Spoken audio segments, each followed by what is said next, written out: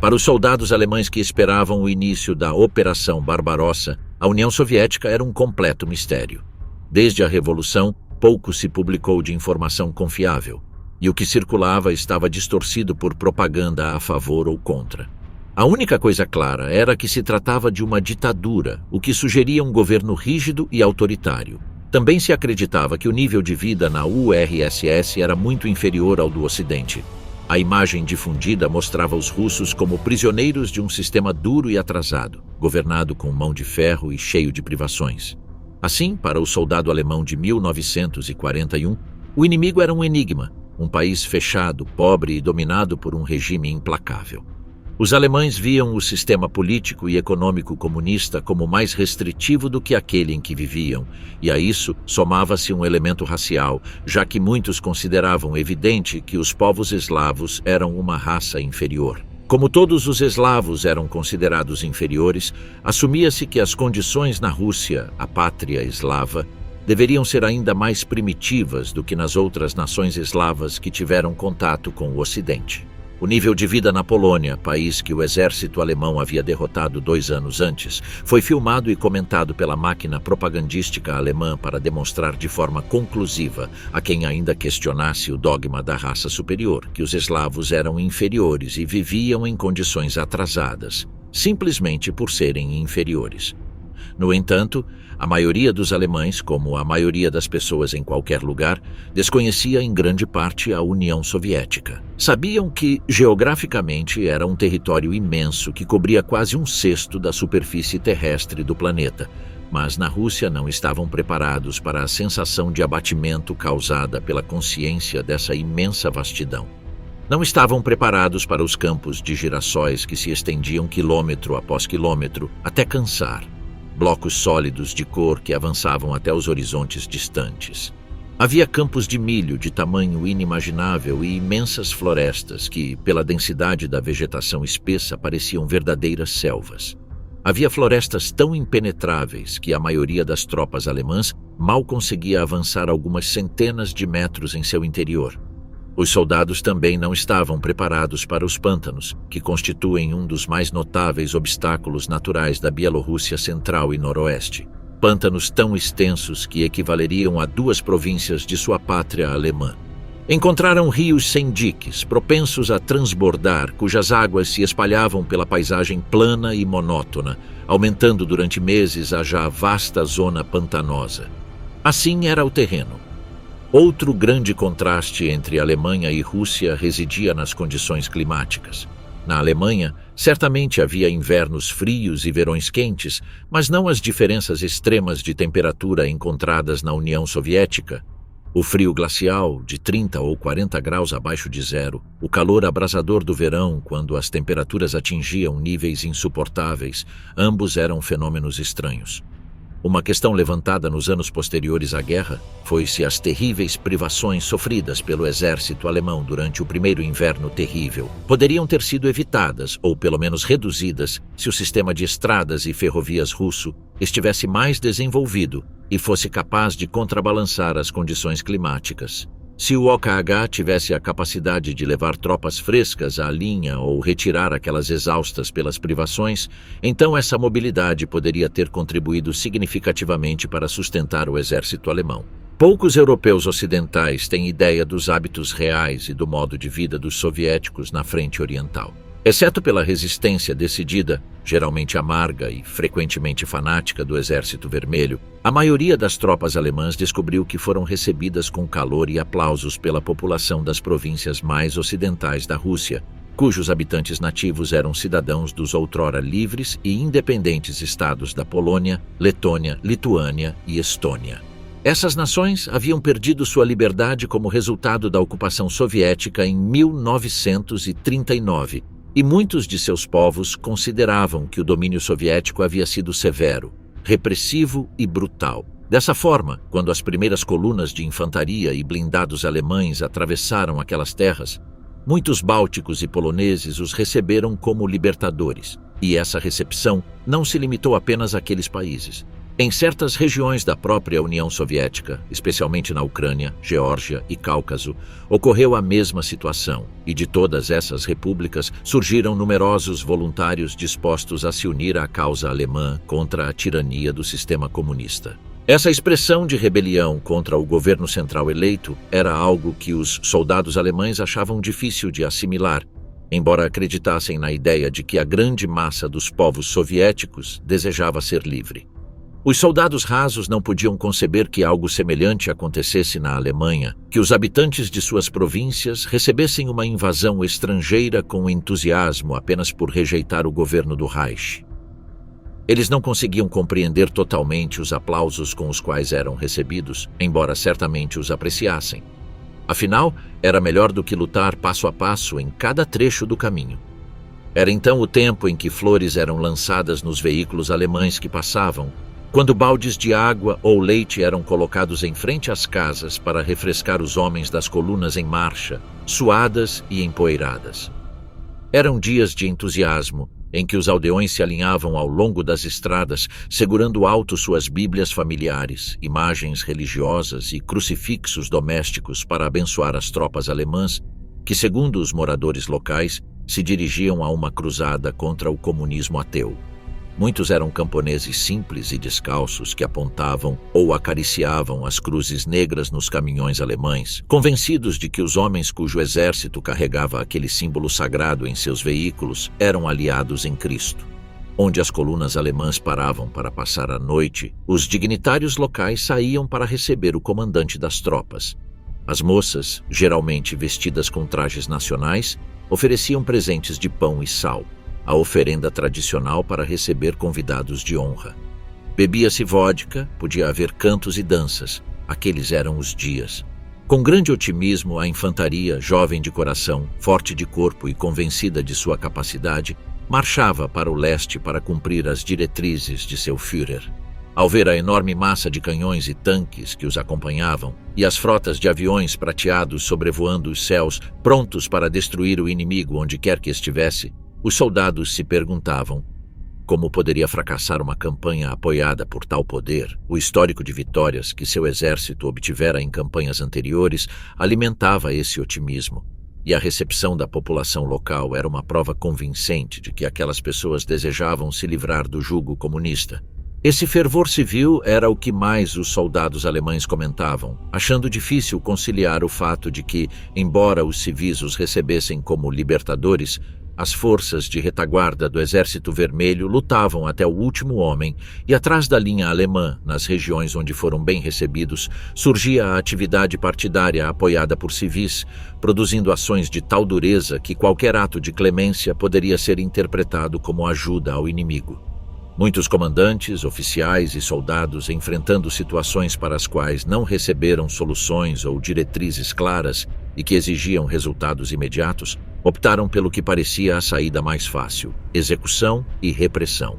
Dessa forma, a esperança inicial de serem recebidos como salvadores rapidamente se transformou em uma guerra brutal de resistência e vingança, onde as ilusões de libertação foram sufocadas pela dureza do conflito e pela lógica da violência sem limites.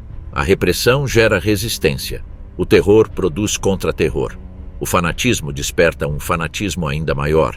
Assim, aqueles que haviam combatido como infantaria de linha de frente e que nos primeiros meses e anos da guerra na frente oriental marcharam entre os aplausos dos camponeses, descobriram em sua amarga retirada para o oeste que os mesmos civis estavam dispostos a atacá-los, matá-los, torturá-los se capturados vivos e colaborar plenamente com o regime do qual, inicialmente, esperavam ser libertados. Na manhã ensolarada de domingo, 22 de junho de 1941, a Wehrmacht cruzou a fronteira. Não houve declaração de guerra, foi um ataque surpresa. Essa foi uma das razões principais pelas quais parecia que as tropas alemãs logo adicionariam a União Soviética à sua lista de conquistas. Stalin fora repetidamente avisado sobre os preparativos da Operação Barbarossa, mas se recusou sistematicamente a colocar o Exército Vermelho em estado de defesa. Em vez disso, seu alto comando concentrou a maior parte de suas forças na fronteira, pois a doutrina soviética estipulava que, em caso de ataque, o exército deveria levar imediatamente a guerra ao território inimigo. No entanto, ou justamente por essa razão, os 4 grupos de blindados alemães conseguiram romper rapidamente as posições soviéticas, formar os primeiros caldeirões, ou seja, cercos aos exércitos inimigos, e avançar 400 quilômetros no território soviético em apenas uma semana. Para os exércitos de infantaria alemães que marchavam atrás, naquele verão quente e empoeirado, isso significava marchar, continuar marchando e depois limpar um caldeirão após o outro. Os prisioneiros soviéticos logo se contavam aos centenas de milhares. A liderança alemã estava eufórica. Antes da eclosão da guerra, temiam persistentemente que as unidades inimigas, como em 1812, se retirassem para o interior de seu país e se recusassem a lutar. Isso, evidentemente, não aconteceu. Pelo contrário, a dureza da resistência soviética parecia confirmar as suposições sobre as quais a estratégia alemã fora construída. Em 28 de junho, as tropas alemãs conquistaram Minsk, a capital da Bielorrússia. Em 15 de julho já estavam às portas de Smolensk. Em 3 semanas, a distância entre o grupo de exércitos Centro e Moscou reduziu-se de mais de 1.000 para cerca de 350 quilômetros. Em nossa mente já podemos ver as torres do Kremlin, exclamavam os membros de um regimento de infantaria alemão. Mesmo o chefe do Estado-Maior alemão, Franz Halder, acreditava no início de julho que a campanha contra a Rússia seria vencida em poucas semanas. Ele não era o único a compartilhar essa opinião. Na Grã-Bretanha e nos Estados Unidos, o exército soviético já havia sido dado como perdido. Um general britânico escreveu: "Temo que serão encurralados como gado." Mas essa crença contradizia toda a experiência militar. Segundo a velha regra, apenas com uma vantagem de 3-1 se pode assegurar a vitória. Como, neste caso, os defensores de fato mantinham a superioridade numérica e continuavam, em geral, embora nem sempre, a combater com dureza e amargura, as tropas alemãs, avançando cada vez mais no vazio interminável da estepe, começaram a obter suas vitórias à beira do esgotamento. Isso podia ser visto em suas perdas, que foram particularmente graves nas batalhas para romper as linhas soviéticas como prelúdio ao cerco, e também no que acontecia com seu equipamento. Em pouco tempo, mais veículos alemães eram perdidos por causa da poeira, da lama e das estradas catastróficas do que pela ação do inimigo. Em agosto de 1941, um oficial de uma divisão de infantaria alemã observou que o leste começava a mostrar seu verdadeiro rosto. Os exércitos alemães não estavam preparados para o que agora encontravam. As reservas de tudo eram escassas, e os suprimentos de combustível, rações, munições e peças de reposição, sem falar dos próprios veículos, começaram a se esgotar após poucas semanas. Uma batalha decisiva já não parecia provável, e os alemães começavam a perder o entusiasmo pela palavra Blitzkrieg, a guerra relâmpago. Quando o chefe do Estado-Maior, Halder, foi obrigado a confessar em 11 de agosto que subestimamos o colosso russo, a consternação entre a liderança já era palpável. Mesmo então, eles não estavam realmente seguros sobre o que fazer em seguida. Seguiram-se intensas discussões no quartel-general do Führer sobre os futuros pontos focais da ofensiva alemã. Esta questão, como tantas outras, havia ficado inicialmente sem solução. Enquanto Hitler queria, acima de tudo, ocupar os centros soviéticos de indústria e matérias-primas, favorecendo para isso os 2 flancos dos 3 grupos de exércitos mais ou menos igualmente fortes, ou seja, Norte e Sul. Estava claro para seus assessores militares que isso não poderia ser alcançado antes de obter uma vitória decisiva no campo de batalha. Apenas um ataque a Moscou, o centro do enorme Império Soviético, parecia capaz de fornecê-la. Não há dúvida de que a perda da capital teria sido um golpe poderoso para o inimigo soviético. No entanto, também parece questionável se uma guerra de tal magnitude e natureza poderia ter sido resolvida com uma única manobra decisiva. Era quase como se os comandantes militares alemães, em um estado próximo ao desespero, se apegassem a esse objetivo tangível apenas para dar sentido a uma campanha cada vez mais ingovernável. E não apenas isso. Para os soldados exaustos e desiludidos, que já estavam totalmente fartos da Rússia, como escreveu um deles já em agosto, Moscou representava um alvo grande e aparentemente convincente. Seu nome era uma promessa de vitória, e talvez até de um fim rápido do conflito. A capacidade de Hitler de se impor sobre seus conselheiros na elaboração desses planos demonstra até que ponto ele já dominava a estratégia operacional. Quando, em agosto, transferiu o ponto focal da ofensiva alemã de Moscou para o sudeste, isso resultou em outro grande sucesso para a Wehrmacht, pelo menos aparentemente. Em um caldeirão nos arredores de Kiev, outros 665 mil soldados do Exército Vermelho depuseram as armas no final de setembro. Foi uma das derrotas mais grandes e completas do Exército Vermelho, mas nem isso, nem a conquista da capital ucraniana proporcionaram um ponto de inflexão militar. Em setembro, o Führer, cada vez mais desconcertado, decidiu atacar Moscou. Afinal, embora as condições tivessem mudado e o ano estivesse mais avançado. Apenas em 2 de outubro de 1941, o Exército do Leste estava em posição de lançar seu suposto ataque final. 78 divisões, quase 2 milhões de homens, reuniram-se no centro para a Operação Tufão. O chefe do Estado-Maior, Halder, escreveu que finalmente chegara o momento de quebrar as costas do Exército Vermelho. E, de fato, até 20 de outubro, o lado soviético havia perdido 673 mil soldados e quase 1.300 tanques nas batalhas duplas de Vyazma e Briansk. Em dezembro, algumas unidades alemãs conseguiram avançar a menos de 30 quilômetros da capital soviética.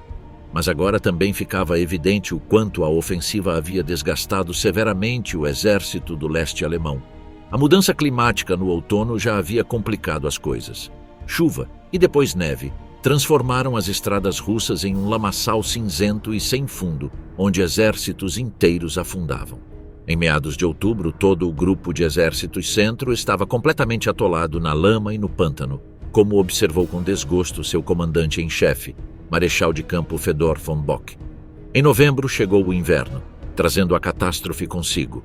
Como o alto comando havia organizado os suprimentos de inverno apenas para um pequeno exército de ocupação, a maioria dos soldados alemães continuou a lutar com seus desgastados uniformes de verão.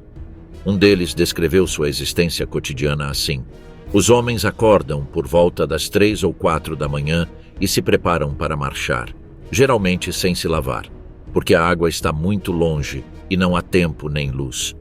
A marcha continua durante todo o dia até a noite, novamente no escuro, muitas vezes às 9 ou 10 horas, quando os homens chegam aos alojamentos e têm que cuidar dos cavalos e montar os estábulos antes de ir à cozinha de campanha para receber sua ração e depois deitar-se para dormir. Ainda assim, os soldados eram empurrados cada vez mais para o leste por seus comandantes, na esperança de que o inimigo soviético já tivesse sido essencialmente derrotado e que tudo o que restasse fosse uma última e decisiva batalha de aniquilação.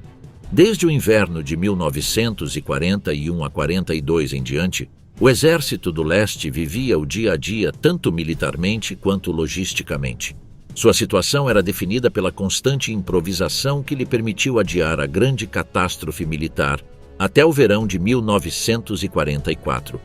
O que salvava repetidamente as divisões que combatiam no leste era sua coesão e capacidade profissional, junto com uma boa liderança.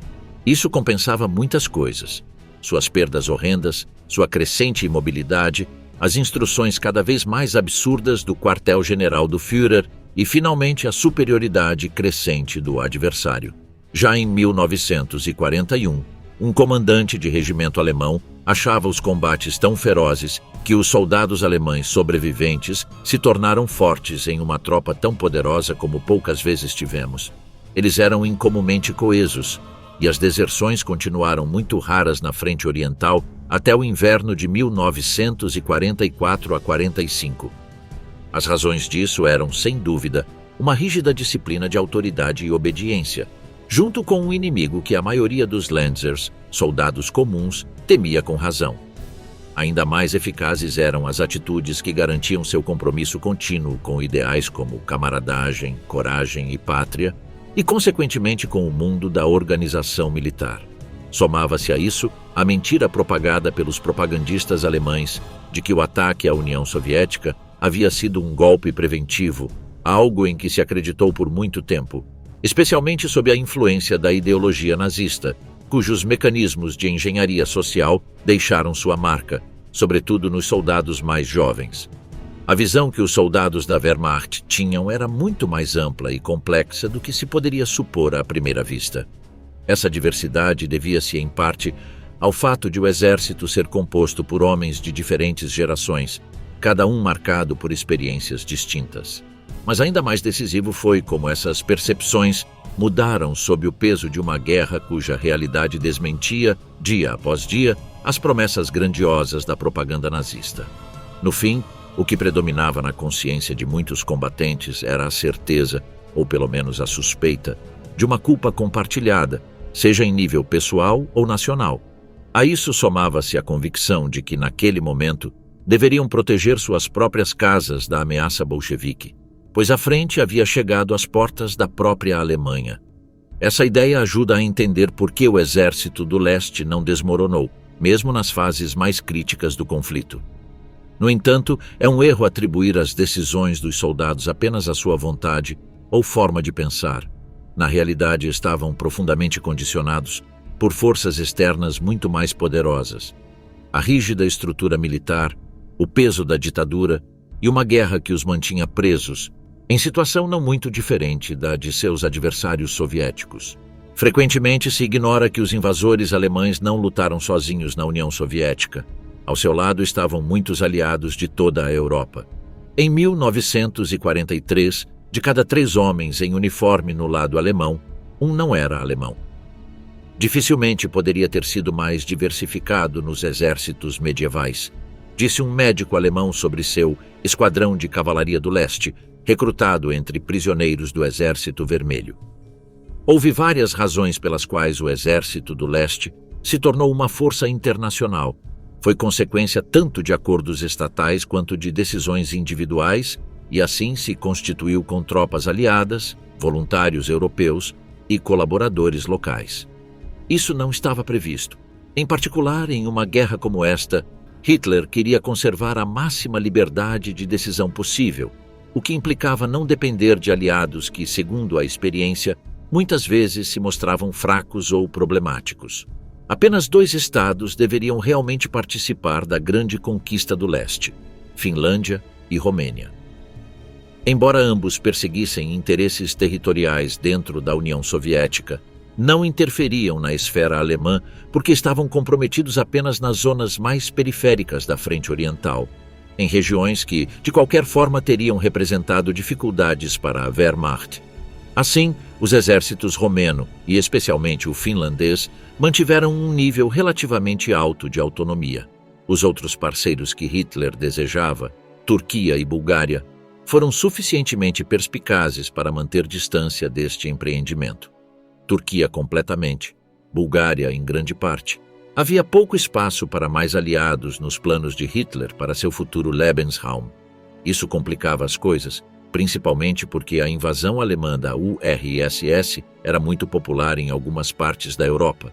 Despertava um forte ímpeto anti-bolchevique, paixão pela guerra e ganância aberta pelo saque da conquista. Sua decisão de pegar a Rússia pela garganta foi recebida com entusiasmo extraordinário na Itália, telegrafou Mussolini para Hitler no verão de 1941. Itália, Hungria, Eslováquia e Croácia, todos aliados oficiais da Alemanha, não perderam a oportunidade de que suas divisões estivessem entre as primeiras a entrar no cenário bélico soviético. Com tropas em sua maioria de terceira categoria, em termos de treinamento e equipamento, foram inicialmente deixadas à sombra dos grandes acontecimentos militares. Somente em 1942, quando a direção alemã percebeu quão dependente estava da ajuda externa, exércitos inteiros de romenos, italianos e húngaros foram incluídos na segunda ofensiva alemã. Tiveram que pagar um preço alto por estarem tão desesperadamente fora de alcance, e seus parceiros alemães raramente demonstraram qualquer gratidão por sua contribuição. Após o desastre de Stalingrado, ficou registrado com amargura no lado italiano que seus próprios soldados haviam morrido de fome enquanto os alemães não ofereciam a menor ajuda. Se um soldado italiano se aproximasse de uma cozinha alemã e pedisse um pouco de comida ou água, era recebido a tiros. No total, 800.000 húngaros, 500.000 finlandeses, 500.000 romenos, 250.000 italianos, 145 mil croatas e 45 mil eslovacos combateram na União Soviética. A maioria deles estava lá porque receberam ordens para isso. O país que a Wehrmacht invadiu no verão de 1941 parecia quase interminável. E essa foi outra das razões da derrota alemã. 21,8 milhões de quilômetros quadrados, um sexto da Terra, como a propaganda soviética costumava anunciar com orgulho. Tão impressionante para a Wehrmacht quanto o tamanho da União Soviética era seu clima. A maior parte estava classificada na zona temperada, junto com áreas menores árticas, subárticas e subtropicais, o que significava que os verões, pelo menos, às vezes eram suportáveis para os combatentes, mas podiam trazer calor abrasador, poeira sufocante e seca, ou, no extremo oposto, chuvas catastróficas, lama interminável e enxames de mosquitos. O inverno, no entanto, era uniformemente terrível. Sentido por todos os soldados, não importando se estavam na Lapônia ou na Crimeia, era especialmente difícil de suportar porque grandes partes da União Soviética ainda eram quase selvagens e muito menos povoadas que o Reich alemão. Na Alemanha, havia 131 pessoas por quilômetro quadrado, na Ucrânia, 69, na Bielorrússia, 44 e na própria Rússia, apenas 7. No total, no entanto, a população soviética era enorme. Em 1939, somava 167 milhões de pessoas. Em 1941, cresceu para 194 milhões, em grande parte devido às anexações. Isso, por si só, representava um sério problema para a Wehrmacht. Como vencer uma guerra contra um inimigo cujos recursos humanos eram praticamente inesgotáveis? A natureza da sociedade soviética, por outro lado, oferecia aos estrategistas alemães uma grande vantagem e possível solução para o problema. Não era etnicamente homogênea, mas dividida entre cerca de 60 povos e 100 grupos menores.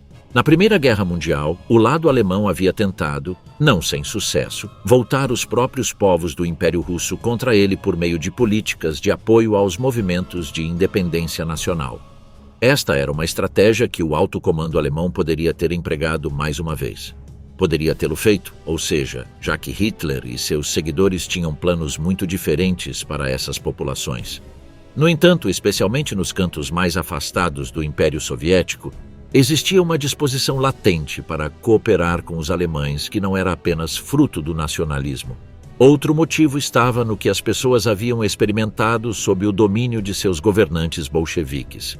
Aprender lições era algo que Hitler não estava disposto a fazer. Não se afastaria de seu princípio de aumentar as apostas frente ao risco, depois que o exército do leste havia sofrido, até 1942, perdas de mais de 1 milhão de mortos, feridos e desaparecidos, um ataque em toda a frente já não era possível. Em vez disso, haveria uma ofensiva em um setor do sul. Todas as reservas e suprimentos disponíveis foram reunidos. Quando insuficientes, os aliados da Alemanha deveriam cobrir a carência. O tempo pressionava porque desde 11 de dezembro de 1941, o Reich alemão também estava em guerra com os Estados Unidos. Se havia alguma possibilidade para o Reich, Hitler pensava que residia no Cáucaso. Antes que a produção armamentista americana pudesse operar em plena capacidade, o Reich alemão anexaria o potencial militar da União Soviética. Para isso, a ofensiva de verão foi planejada em 2 fases. Primeiro avançaria em direção ao Volga, em Stalingrado, e então, após consolidar uma frente voltada para o leste, giraria em direção ao Cáucaso para apoderar-se dos campos de petróleo soviéticos. Sem eles, esperava a Alemanha. A União Soviética desmoronaria. A ofensiva alemã começou em 28 de junho de 1942. Após uma série de batalhas preliminares em torno de Kharkov e Zium e na península da Crimeia, que os alemães haviam ocupado até 1º de julho, 4 exércitos alemães, apoiados por divisões húngaras, romenas e italianas, iniciaram a Operação Azul. Mais uma vez, os atacantes conseguiram rápidas conquistas territoriais, mas agora, e cada vez mais, suas ofensivas se prolongavam em um enorme vazio, porque Stalin, após uma longa hesitação, finalmente havia dado aos seus comandantes permissão para uma retirada tática. Dado o pequeno número de prisioneiros soviéticos capturados, o marechal de campo von Bock comentou que existia o perigo de golpear o ar. Hitler não era receptivo a tais dúvidas e permitia cada vez menos a intervenção externa em sua direção operacional. Convencido de que o adversário já estava vencido, Hitler optou por dividir sua ofensiva, lançando seus exércitos de forma paralela em direção a Stalingrado e ao Cáucaso, em vez de concentrá-los um após o outro. No início, essa ordem arriscada não pareceu desacelerar o avanço alemão. Entre densas torres de poeira, as colunas avançaram cada vez mais para o leste, atravessando a estepe interminável, cruzando a Ásia no final de julho e chegando no início de agosto às refinarias destruídas e ainda fumegantes de Maikop. Em 22 daquele mês, as tropas de montanha do Reich conseguiram fincar a bandeira de guerra no topo do Elbrus, o pico mais alto do Cáucaso. Poucos dias depois, os primeiros destacamentos de reconhecimento do 6º Exército alcançaram as margens do Volga, ao norte de Stalingrado. Jamais os alemães haviam estendido seu domínio sobre um espaço tão imenso. Mas nesse ponto, a máquina ofensiva parou. O comando alemão havia esgotado e consumido todos os seus recursos.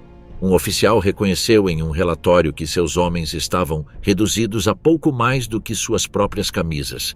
A questão que pairava há semanas, quanto resistiria a União Soviética a essa nova investida, começou a encontrar resposta lentamente, quase imperceptivelmente. O sinal inicial foi que os combates, tanto nas densas florestas do Cáucaso quanto nos desertos pedregosos de Stalingrado, tornavam-se cada vez mais difíceis. A batalha no Volga, em particular, tornou-se um duelo entre ditadores. Uma questão de prestígio que consumia cada vez mais tropas. Em 28 de julho, Stalin deu sua famosa ordem: nem um passo atrás. Em um discurso público de 8 de novembro, Hitler respondeu que a batalha de Stalingrado estava basicamente já decidida, mas a vitória não podia ser invocada apenas com palavras.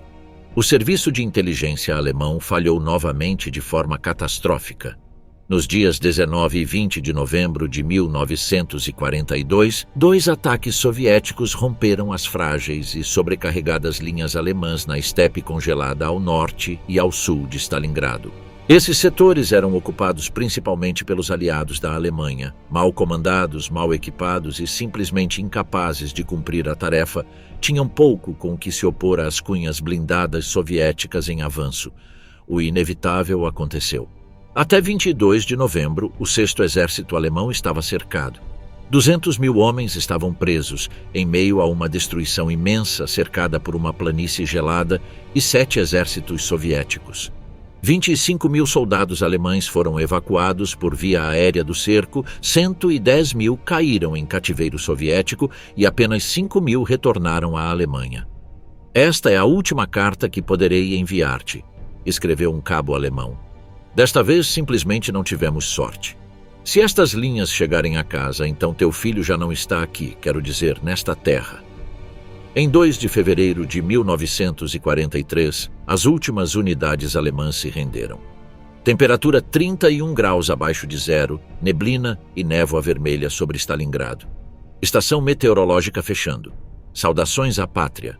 Foi o último sinal de rádio alemão recebido pela Wehrmacht de Stalingrado. Apesar de todo o drama, apesar de todas as consequências, esta não foi a virada da Segunda Guerra Mundial como um todo. A inversão da sorte, que já havia começado no inverno de 1941 a 42, e que pode ser rastreada particularmente na Frente Oriental, foi, na verdade, um processo dinâmico. As chances de vitória soviética diminuíam à medida que as chances alemãs aumentavam. No entanto, muitos contemporâneos sentiram que a Batalha de Stalingrado foi o ponto de virada da guerra, porque a lenta, tortuosa e, em última análise, inútil destruição de todo o 6º Exército adquiriu um valor simbólico tremendamente poderoso.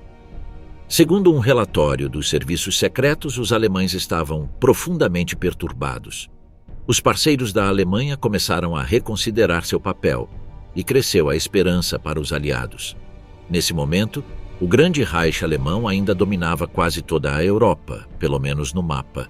As seções norte e central da Frente Oriental, onde se travava uma guerra de desgaste exaustiva, mas inconclusiva, ainda pareciam relativamente seguras. Cada guerra exige daqueles que a vivem um preço feito de sofrimento, esforço e lágrimas.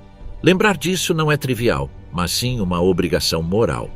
Essa consciência ajuda a compreender em que condições reais se combate. No entanto, o confronto entre a Alemanha e a União Soviética apresentou características singulares, incluindo uma radicalização extrema que se fez sentir primeiro nos soldados de patente mais baixa. O ambiente natural e o clima marcaram decisivamente a experiência de guerra, a ponto de, em muitos aspectos, a vida cotidiana das tropas alemãs não diferir muito da dos soviéticos. Cartas, diários e memórias dos combatentes repetiam sempre os mesmos temas: o peso insuportável da guerra e, ao mesmo tempo, as pequenas histórias que surgiam dela, a euforia de uma batalha vencida ou de uma aventura vivida, a camaradagem intensa que permitia resistir além do imaginável, as humilhações impostas pela rígida máquina militar, junto com a sensação de segurança que também proporcionava, a experiência brutal de matar e de ser alvo do inimigo, a perda de companheiros próximos e a culpa que essa ausência deixava. E, finalmente, a apatia, o desespero e o medo absoluto. Nessas circunstâncias, a existência do soldado reduzia-se, durante semanas ou meses, a sobreviver dia após dia e à pequena comunidade da sua unidade. Todo o resto ficava em segundo plano. Por isso, os combatentes careciam de uma visão global e desconheciam quase completamente as intenções dos altos comandos. "Mal vemos nosso próprio setor da frente", escrevia um cabo em janeiro de 1943, "e não sabemos o que se planeja além dele." Isso não significa que o posicionamento desses soldados não tivesse implicações políticas ou que fossem indiferentes à superestrutura militar, política e ideológica da guerra. Em ambos os lados, não era raro combater com uma devoção extraordinária, quase religiosa, em grande parte porque ambos acreditavam ter a razão do seu lado. De um lado, a mentira propagandística de um ataque preventivo. Do outro, um chamado à entrega incondicional na defesa da pátria. Um recruta soviético, em janeiro de 1943, revelou que tinha um único pensamento: tornar-me franco atirador e destruir os fascistas o mais rápido possível, para que possamos voltar a viver felizes e livres e ver nossas queridas mães, irmãs e namoradas. Em resposta quase direta, uma carta enviada da Frente Oriental, em novembro de 1944, por uma jovem enfermeira alemã da Cruz Vermelha, dizia: "A guerra seria perdida apenas no momento em que abaixássemos nossas armas. Enquanto restar um canto da Alemanha livre do inimigo, não acreditarei que a história tenha sentenciado meu povo à morte." Mas nada poderia ser menos preciso do que explicar a situação em que se encontravam os soldados e as ações que empreenderam apenas com base em suas convicções pessoais. Estas eram, na imensa maioria, determinadas por outros fatores. Sujos, obedientes e sobrecarregados, os soldados sentiam-se irremediavelmente à mercê da guerra e de um vasto sistema de divisão do trabalho construído sobre ordens e submissão, no qual nada contava além da lógica militar. É inquestionável que os indivíduos também tinham um certo grau de responsabilidade pessoal dentro desse sistema. Às vezes, essa responsabilidade era grande, como resultado de uma situação, de uma missão ou simplesmente devido à sua patente militar. Mas era muito mais comum que os indivíduos tivessem poucas oportunidades de expressar suas opiniões ou de tomar decisões. A maioria dos soldados ocupava postos subalternos ou desempenhava funções subordinadas, e sua responsabilidade sobre o que ocorria permanecia consequentemente limitada. Foi este contexto que moldou seu pensamento e suas ações mais do que qualquer outra coisa. Ao contrário da opinião generalizada, nem os combates nem os crimes de guerra foram constantes na Frente Oriental. A vida cotidiana dos soldados era caracterizada por experiências relativamente monótonas, transportes ou marchas intermináveis, cavar posições ou procurar algo para comer, um lugar para descansar ou um pouco de privacidade, montar guarda em postos distantes, receber ordens, ir ao hospital de campanha ou simplesmente esperar que algo acontecesse. Tudo isso era interrompido repetidamente por fases de drama e intensidade em que muito podia ser decidido em instantes: o próprio destino, o do inimigo e também o da população civil. Na realidade, os acontecimentos militares propriamente ditos raramente derivavam em crimes de guerra. Embora a batalha fosse dinâmica e se caracterizasse pelo contato com os soviéticos e por uma imprevisibilidade desestabilizadora que, por vezes, podia conduzir a crimes de guerra, essas operações estavam, no entanto, centradas no confronto com um inimigo militar e, portanto, a violência possuía ao menos alguma simetria e igualdade. Durante os períodos de combate, os soldados individuais também eram impulsionados por forças fora de seu controle. A situação era muito diferente uma vez que a batalha se deslocava para outro lugar. Era então que a responsabilidade individual ganhava protagonismo. Não é por acaso que a maioria dos crimes cometidos durante a guerra ocorreu muito longe da linha de frente. Estas não eram as únicas semelhanças na vida cotidiana dos soldados alemães, os Lancers, e das tropas do Exército Vermelho. Ambos aprenderam uma nova dureza e uma enorme capacidade de sofrimento, outra das razões pelas quais cediam tão pouco terreno em combate. Ambos os exércitos também suportavam um peso enorme de expectativas por parte de seus comandantes políticos e militares supremos, cuja liderança, muitas vezes amadora, fazia muito pouco para aliviar essa carga.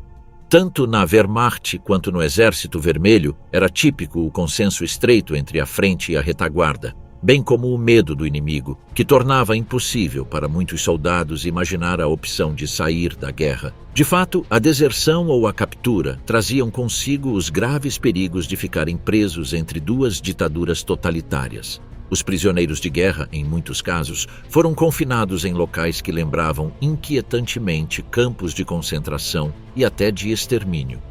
Embora existissem diferenças notáveis entre as forças em conflito, também havia semelhanças marcantes, pois o comportamento dos soldados refletia os sistemas políticos e militares que os moldavam.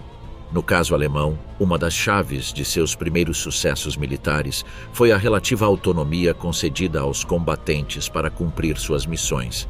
No entanto, essa liberdade foi se erodindo à medida que a situação na frente se tornava mais desesperadora.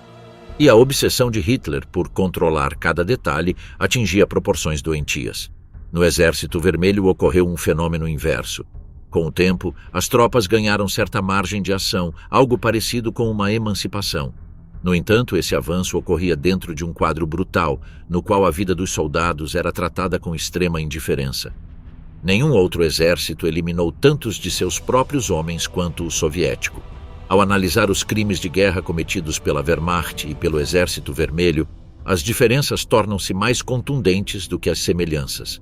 O contraste se observa não apenas na escala dos abusos, mas também na mentalidade e na lógica que os impulsionava. O desenvolvimento militar de ambos os lados também avançou em direções opostas. Enquanto a situação dos soldados alemães se deteriorava de maneira implacável, a experiência constante de vitórias proporcionava aos soviéticos um alívio parcial diante das condições duríssimas que enfrentavam.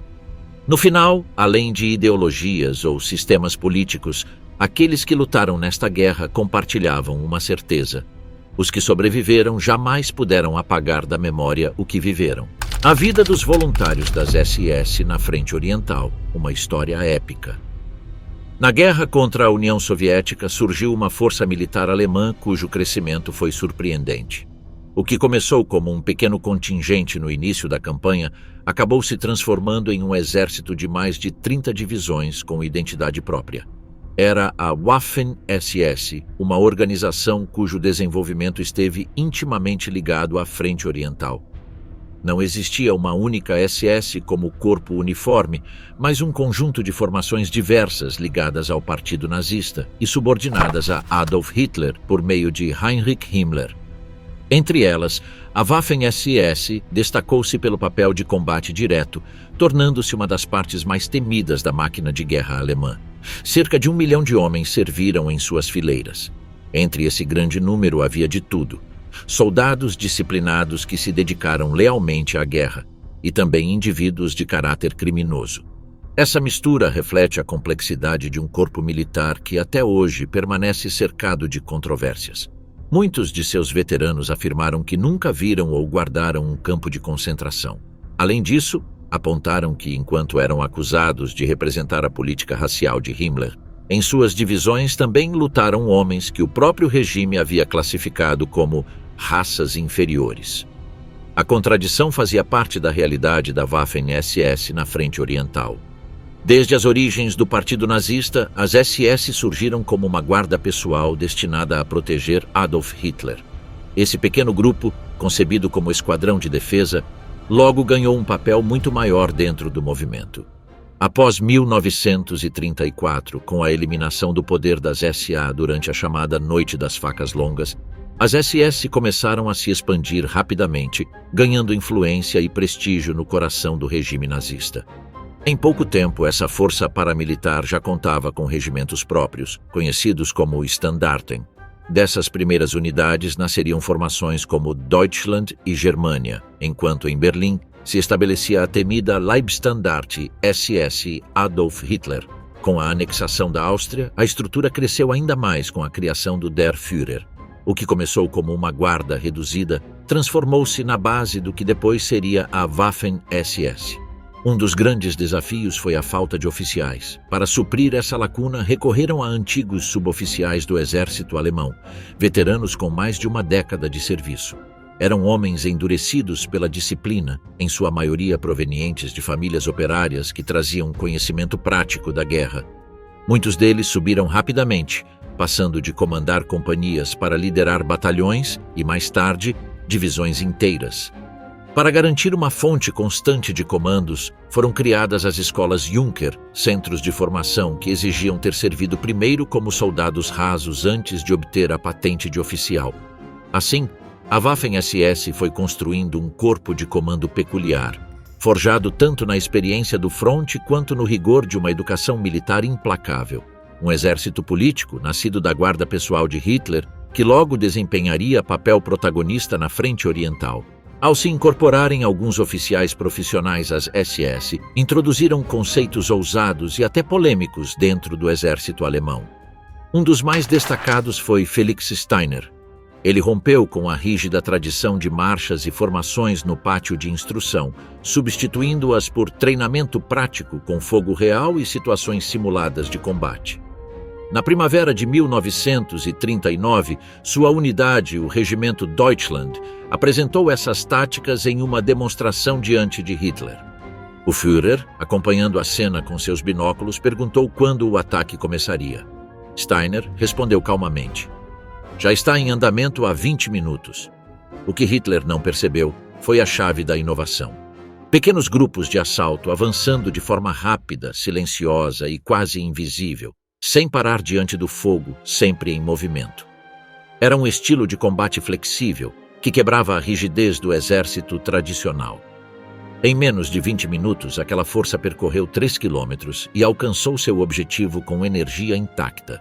Estavam prontos para combate corpo a corpo, usando granadas, cargas explosivas e armas automáticas. Aquela demonstração convenceu Hitler de que Steiner havia desenvolvido um método de guerra moderno, letal e adaptado à frente que logo explodiria na Europa. Na campanha contra a União Soviética, houve um fenômeno surpreendente. Para muitos, aquela guerra tornou-se uma verdadeira cruzada contra o comunismo. O inesperado não foi a participação de países com forte tradição católica, mas a chegada de voluntários de culturas muito diferentes, desde os frios territórios escandinavos até comunidades muçulmanas do sudeste europeu. Holandeses, noruegueses, cristãos e até seguidores de antigas crenças nórdicas marcharam sob os mesmos símbolos. Cada um tinha um motivo diferente: convicções políticas, teorias raciais, desejo de aventura, ou a ideia de defender o que entendiam como a civilização ocidental contra o avanço soviético. Na realidade, o motivo individual era secundário. O que chamava a atenção era a diversidade de origens e a convicção com que se uniram a uma mesma frente de batalha.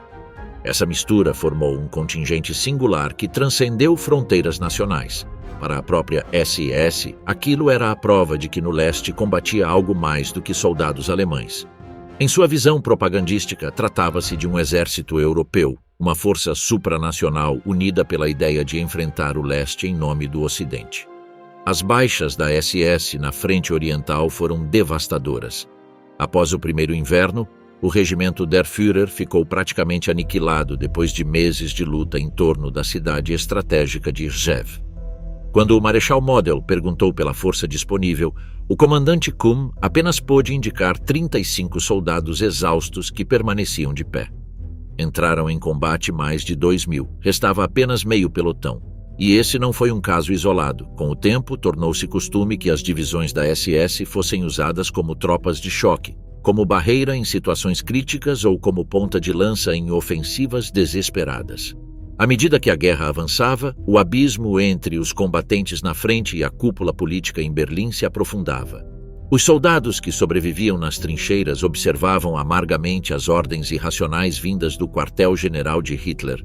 O desgaste e a sensação de sacrifício inútil corroíam a moral. Em 1943, durante a Batalha de Kharkov, a tensão atingiu seu ponto máximo. Hitler exigiu que a cidade fosse defendida a todo custo, mas o comandante do corpo das SS compreendeu que cumprir a ordem significaria condenar seus homens à aniquilação. As SS haviam jurado fidelidade absoluta ao Führer. Seus uniformes carregavam a inscrição "Minha honra é a lealdade". No entanto, naquele momento crítico, o general Hausser tomou a decisão de salvar suas tropas e desobedeceu à ordem de Hitler. Kharkov foi abandonada, expondo a contradição entre obediência cega e a necessidade de sobreviver na frente oriental. A recusa em cumprir ordens marcou um ponto de inflexão dentro das SS. Foi a primeira vez que seus comandantes enfrentaram abertamente as diretrizes vindas de cima. Muitos oficiais estavam convencidos de que as instruções do alto comando eram absurdas e que, na realidade, seus homens estavam sendo sacrificados conscientemente. A essa desconfiança somava-se outra percepção, que o alto comando do exército usava as SS como carne de canhão, sobrecarregando-as com o peso mais pesado dos combates para enfraquecê-las como possíveis rivais. Não surpreende, portanto, que o moral das SS se tornasse amargo, marcado pela introspecção e ressentimento.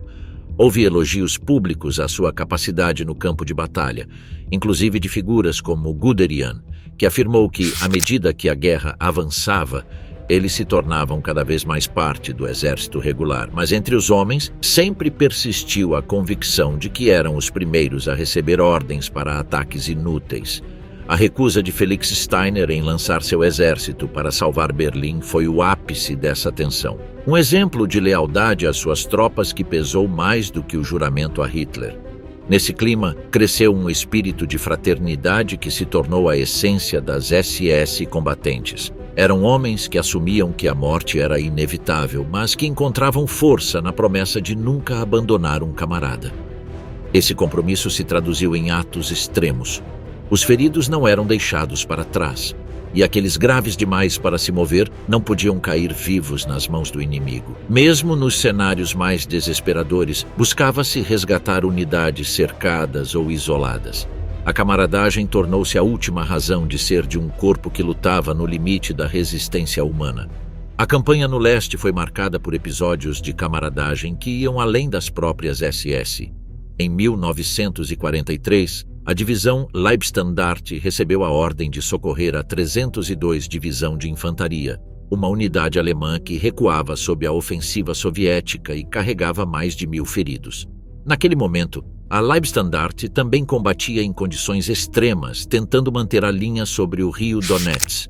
O general Sepp Dietrich tomou uma decisão imediata, retirar o batalhão Panzergrenadier de Jochen Peiper de sua posição e enviá-lo em uma missão de resgate.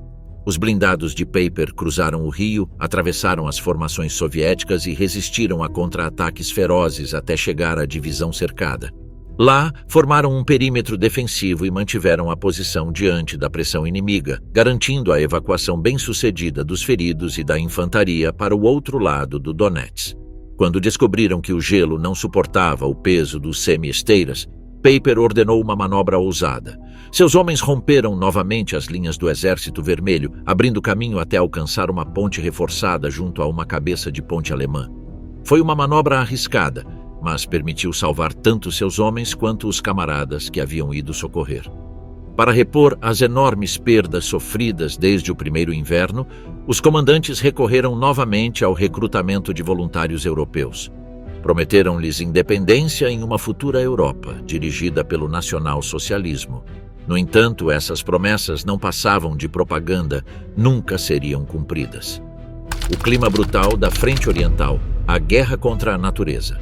No inverno de 1941 a 1942, um dos mais rigorosos da história moderna da Rússia, os soldados alemães tiveram que enfrentar um inimigo tão temível quanto o Exército Vermelho, o clima. Um antigo tenente-coronel que viveu aquele inferno durante 3 invernos resumiu a experiência de forma brutal. Os que conseguiram se adaptar sobreviveram, os demais pereceram. O que à primeira vista poderia soar como uma explicação simplista, quase como uma memória glorificada de veterano, revelou-se verdadeiro. Outros sobreviventes confirmaram que naquele inverno a luta se resumia aos instintos mais básicos. Era um retorno à vida primitiva, onde cada homem dependia da sua capacidade de resistir e da vontade de continuar respirando mais um dia. As temperaturas atingiam extremos insuportáveis. A comida escasseava, as botas congelavam, as armas emperravam pelo gelo e o casaco nunca era suficiente. Apenas a solidariedade daqueles que compartilhavam a trincheira oferecia algum alívio. Ainda assim, na maior parte do tempo, cada soldado travava uma batalha solitária contra um frio que parecia não ter fim. A chegada do inverno em 1941 encontrou os soldados alemães mal preparados. Nos níveis mais altos do comando, quase nenhuma medida havia sido tomada para equipar as tropas com roupas de frio, armamento adequado ou rações suficientes para sobreviver em temperaturas gélidas. Os testemunhos dos veteranos revelaram um padrão comum de sofrimento, uma luta diária contra o clima que marcou a vida na Frente Oriental. No outono daquele ano, numerosos oficiais perceberam que o alto comando alemão estava completamente distante da realidade vivida nas trincheiras. Não haviam previsto os mares de lama criados pelas chuvas torrenciais, nem concebido planos eficazes para combatê-los. O resultado foi que milhares de homens ficaram presos em terreno intransitável, enquanto seus uniformes e botas se deterioravam rapidamente. Seus veículos atolavam na lama e seus equipamentos mostravam-se incapazes de resistir às condições da frente russa. Em contraste, o Exército Vermelho estava muito melhor preparado. Possuía material mais resistente, uniformes projetados para o frio e logística adaptada ao terreno. O outono de 1941 revelou falhas que, com a chegada do inverno, se tornaram uma ameaça mortal. A neve caiu cedo, na primeira semana de outubro, e as geadas noturnas tornaram a vida dos soldados mal vestidos insuportável. Não existiam fortificações profundas onde se refugiar. O alto comando alemão planejava avançar sem parar, não se entrincheirar. A ordem era clara: continuar o ataque a Moscou, continuar o cerco a Leningrado. Quando chegaram as primeiras nevascas, as unidades de vanguarda já combatiam sem descanso há meses desde o início da Barbarossa. Não havia rotações nem descanso. A frente era extensa demais e as divisões escassas demais para serem retiradas da linha. O cansaço físico se somava ao esgotamento mental, e logo doenças respiratórias e congelamentos se espalharam pelas fileiras. Até mesmo ferimentos leves se complicavam. Cortes ou arranhões que no verão curavam em dias agora exigiam semanas de tratamento em hospitais de retaguarda. Na frente, as companhias ficavam reduzidas à força de uma seção. O desgaste era implacável. Os reforços chegavam tarde e em número insuficiente. Na sua maioria eram jovens recrutas sem experiência ou veteranos enfraquecidos após longas convalescenças. A lacuna entre as baixas e as incorporações aumentava a cada dia. O resultado foi inevitável: menos homens para cobrir uma linha demasiado extensa, mais vulnerável e cada vez mais próxima do colapso. O fim da Frente Oriental. A queda do gigante de ferro. Durante os primeiros meses de 1945, as condições na Frente Oriental eram miseráveis, não apenas para os recrutas mais novos, mas também para os veteranos endurecidos pela batalha que haviam sobrevivido a muitos meses de conflito amargo contra o Exército Vermelho. O clima frio e severo de fevereiro e março impedia os soldados de cavar trincheiras com mais de alguns pés de profundidade. No entanto, os principais problemas enfrentados pelo exército alemão neste período da guerra eram a escassez de munições, combustível e veículos. Alguns veículos dentro das divisões só podiam ser usados em caso de emergência, e as tropas era estritamente proibido utilizá-los sem a permissão do oficial comandante. A ração diária média por divisão limitava-se a 2 projéteis por canhão. Milhares de civis desnutridos, na sua maioria mulheres e trabalhadores escravizados, eram obrigados a marchar para gastar toda a sua energia disponível cavando longas linhas de valas antitanque. Para benefício das câmeras dos noticiários, que de alguma forma pretendiam ajudar a reforçar o moral das tropas, Hitler realizou uma visita secreta em 13 de março de 1945 à frente do Oder. Na realidade, ele não chegou a encontrar nenhum soldado comum na frente e estava sempre cercado por guardas fortemente armados da SS. Durante sua breve conferência de guerra sobre a terrível situação que seu exército enfrentava, ele fez um discurso formal sobre a necessidade de manter as posições. Ele disse ao general Busse, comandante do 9º Exército, para usar todas as armas e equipamentos disponíveis para conter os russos. No entanto, nada podia deter o avanço do Exército Vermelho. Na frente do Vístula, as tropas alemãs mal conseguiam manter suas posições vacilantes que se estendiam por cerca de 175 milhas, desde a costa do Báltico até a confluência do Oder e do Neisse na Silésia. A maior parte da frente agora estava sustentada na margem ocidental do Oder. Ao norte, a antiga cidade de Stettin e ao sul, a localidade de Küstrin, eram ambos pontos vitais de resistência contra o principal objetivo russo da guerra, Berlim. No final de março, a situação no grupo de exércitos do Vístula havia piorado muito. Não apenas os suprimentos estavam se esgotando, mas as rações também eram tão reduzidas que alguns soldados começavam a passar fome.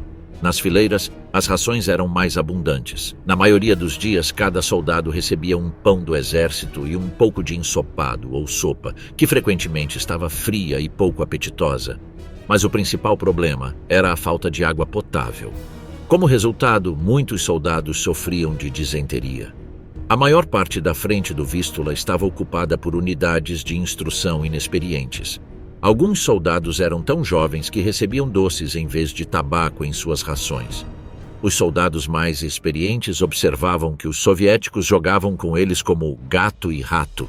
Sentados em suas trincheiras, encolhidos sob o bombardeio constante soviético, quase todos os homens pareciam obcecados com uma única coisa: a ordem de se apressar e recuar. Apesar de todas as suas fraquezas na frente do Vístula, o exército alemão ainda podia ser um adversário formidável.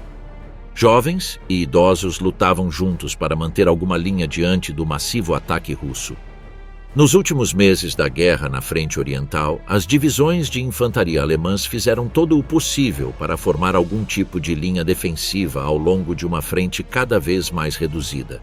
Unidades esqueléticas, exaustas e desmoralizadas, que vinham lutando para sobreviver nas semanas anteriores, agora estavam plenamente conscientes da iminente derrota no leste. No entanto, o Estado-Maior alemão continuava decidido a lutar a todo custo, mesmo que isso significasse improvisar regimentos e batalhões incapazes ou gravemente enfraquecidos. No final de março de 1945, nos arredores a leste de Berlim, as tropas de infantaria e blindados alemães foram obrigadas a manter a linha diante de uma esmagadora superioridade soviética em artilharia e aviação. Os soldados do Reich careciam tanto de efetivos quanto de armamento suficiente para conter o avanço russo, embora em certos setores ainda oferecessem resistência obstinada. A frente oriental, por onde no verão de 1941 os alemães haviam penetrado vitoriosamente até o interior da União Soviética, encontrava-se agora reduzida a pouco mais de 100 milhas da capital do Reich. Entre Berlim e o rio Oder concentrava-se uma mistura heterogênea de combatentes, soldados regulares, unidades da Waffen-SS, milicianos do Volkssturm, jovens da Hitlerjugend e contingentes da Luftwaffe, todos improvisando defesas diante do iminente assalto final do Exército Vermelho. Em 16 de abril de 1945, quando começou a ofensiva soviética no Oder, as posições alemãs foram esmagadas em questão de dias. As forças foram lentamente empurradas até as próprias portas de Berlim. Foi ali que o soldado alemão travou os últimos combates no leste, até ser totalmente aniquilado ou feito prisioneiro. Em maio de 1945, o som das armas na Europa silenciou. A guerra havia terminado. Dos soldados alemães que partiram para o leste no verão de 1941, a maioria havia morrido, ficado ferida ou desaparecido para sempre. O preço em vidas era contado em milhões, e a pergunta inevitável era: o que se conquistou em troca de tal sacrifício? A ambição de conquistar territórios até o Volga desmoronou. Em vez de expandir suas fronteiras, a Alemanha viu a União Soviética estender as suas para o oeste. O resultado foi a ascensão de Moscou ao status de superpotência. As novas fronteiras já não eram traçadas no Bug, mas a curta distância do Reno. O mapa político da Europa mudara para sempre. Aquele sistema soviético que Hitler pensava derrubar de um só golpe, agora decidia o destino de metade do continente. A lembrança da guerra ficou marcada em toda a Europa, visível em monumentos e cemitérios militares. Mas em solo soviético, os vestígios do exército alemão desapareceram completamente. O regime decidiu que não haveria memória para os considerados invasores e criminosos. Todos os cemitérios alemães foram destruídos, seus símbolos apagados, cruzes arrancadas, inscrições derrubadas, túmulos nivelados. A terra foi arada e semeada novamente. Com o tempo, a estepe recuperou sua aparência natural e os campos voltaram a florescer. Sob eles jaziam os restos de um exército derrotado, ocultos para sempre, sem lugar para onde seus compatriotas pudessem ir chorar. A natureza acabou por apagar as marcas da guerra. As florestas retomaram o terreno e a estepe voltou a se cobrir de grama, como se canhões nunca tivessem rugido ali ou blindados queimado. Nada resta que lembre as colunas em retirada, os combates desesperados ou a alegria amarga dos que sobreviveram mais um dia. Por outro lado, nas terras por onde avançou vitorioso o Exército Vermelho, ergueram-se monumentos para comemorar seus mortos. Todos falam a mesma linguagem, figuras de soldados soviéticos em atitudes solenes, olhar fixo para o oeste, erguidos sobre pedestais de granito adornados com armas de guerra.